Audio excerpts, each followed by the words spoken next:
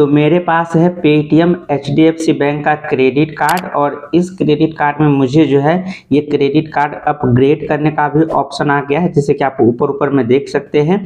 और नीचे में क्रेडिट लिमिट को इंक्रीज करने का भी ऑप्शन आ गया है।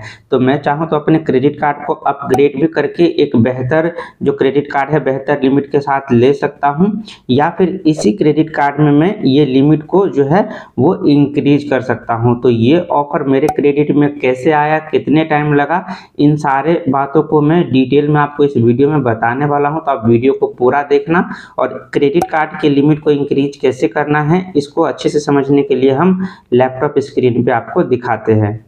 तो क्रेडिट कार्ड लिमिट को इंक्रीज करने के जितने भी तरीके हो सकते हैं सारे तरीकों को इसमें मैं डिटेल में कवर करने वाला हूँ।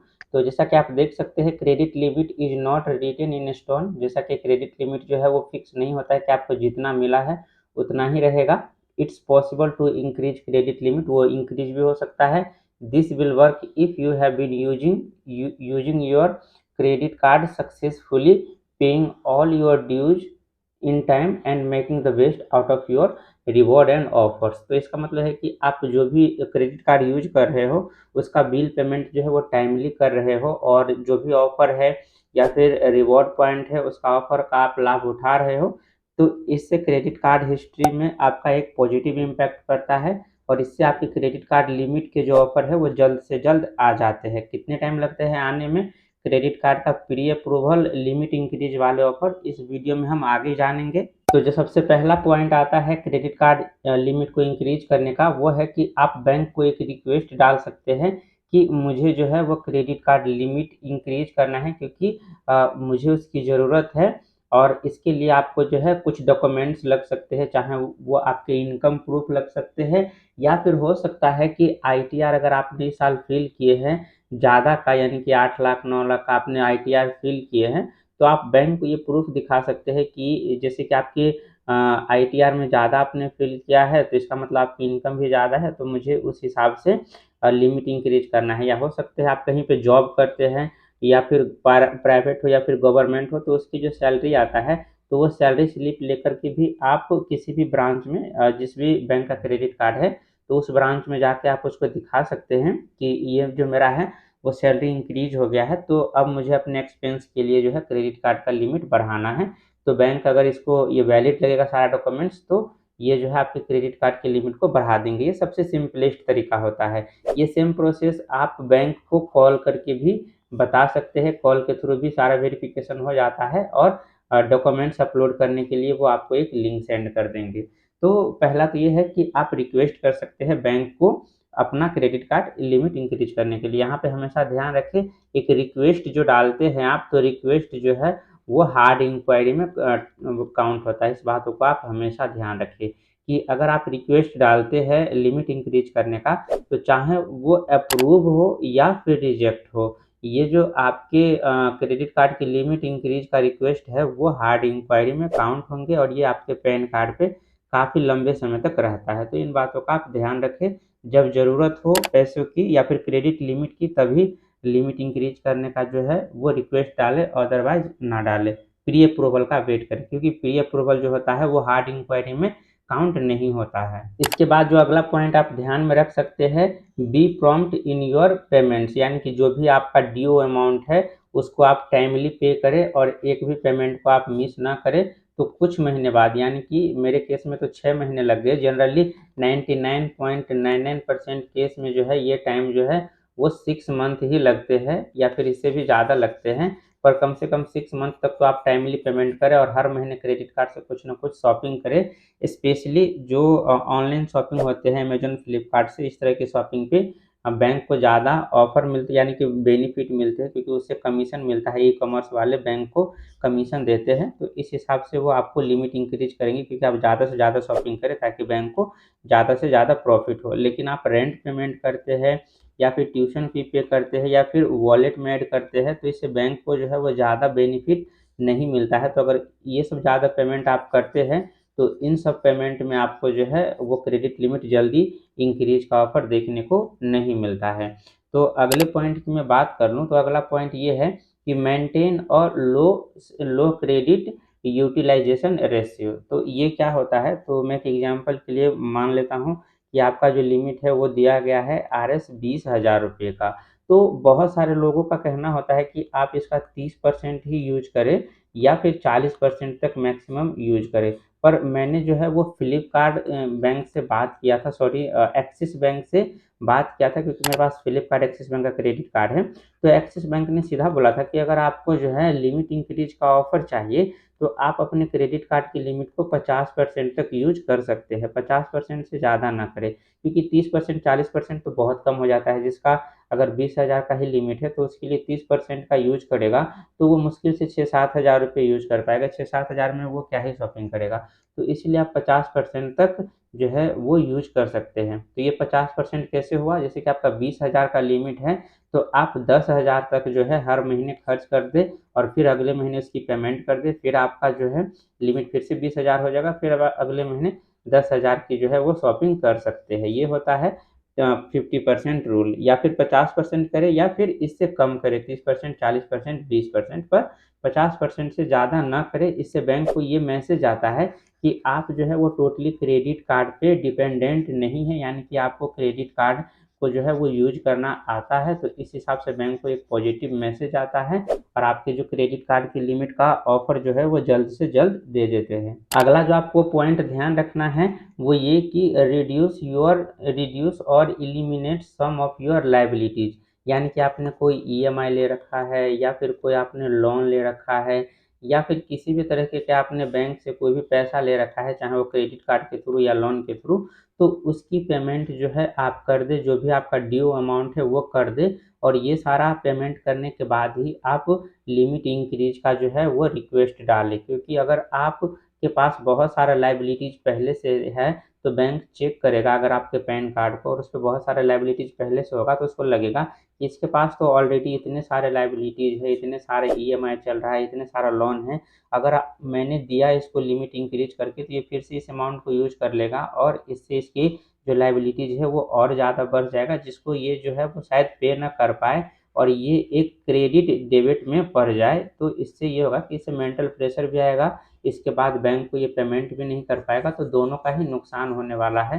हालांकि बैंक को तो फ़ायदा होता है क्योंकि उसको जो है फाइन मिल जाता है, पर फिर भी बैंक ऐसा नहीं चाहता और वो आपकी लिमिट को इंक्रीज नहीं करेगा। इसीलिए आप जब भी लिमिट इंक्रीज के लिए डालते हैं रिक्वेस्ट तो ध्यान रखें कि आप अपने लायबिलिटीज़ को कम से कम कर ले तो ही अप्लाई करें, तो जो है वो अप्रूवल का चांसेस ज़्यादा होगा। अगला जो पॉइंट आपको ध्यान रखना है वो ये कि आप एक नए क्रेडिट कार्ड के लिए अप्लाई कर सकते हैं।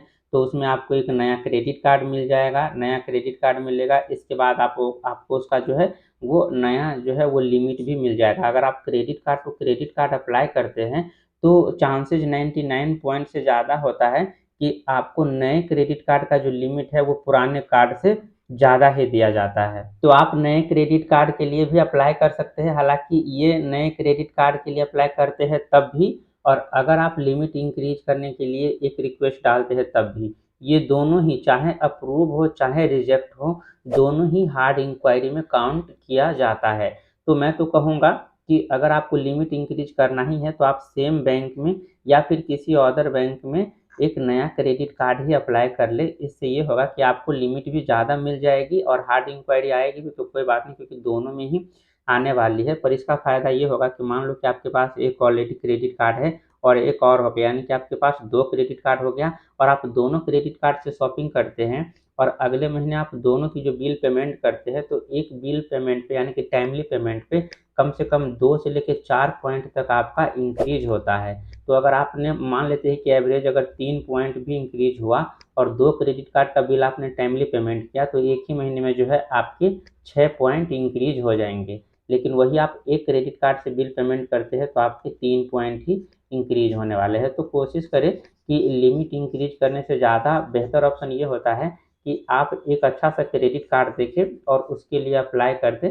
इससे आप बेनिफिट में ही रहेंगे, बहुत सारे इसके बेनिफिट होंगे as compare to limit increase करने का। अगर आपके पास एक अच्छा क्रेडिट कार्ड नहीं है तो आप डिस्क्रिप्शन में चेक कर सकते हैं और कमेंट सेक्शन में भी मैं लिंक डाल दूंगा, जो 2023 के सबसे बेस्ट क्रेडिट कार्ड है उसका लिंक मैंने डाला है, तो आप उसको चेकआउट कर सकते हैं। जो अगला पॉइंट आपको ध्यान रखना है वो ये कि प्री अप्रूवल क्रेडिट लिमिट का ऑफर आपको जो है उसका वेट करना चाहिए। आपको कब तक वेट करना चाहिए? आपको 6 मंथ तक, कम से कम 6 मंथ या फिर 7 मंथ तक आपको वेट करना चाहिए, क्योंकि मेरा 6 महीने के बाद ही ये प्री अप्रूवल का जो है वो ऑफर आया है। इसमें आपको कोई डॉक्यूमेंटेशन की ज़रूरत नहीं पड़ती है और इसमें आपको जो है ये हार्ड इंक्वायरी में भी काउंट नहीं किया जाता है, क्योंकि ये बैंक की तरफ से ऑफर आ रहा है, आप इसको रिक्वेस्ट नहीं करते हैं। तो आप लिमिट इंक्रीज करने के रिक्वेस्ट तब तक ना डालें जब तक कि आपके क्रेडिट कार्ड जो है वो 6 मंथ पुराना ना हो जाए, या फिर आप वेट करें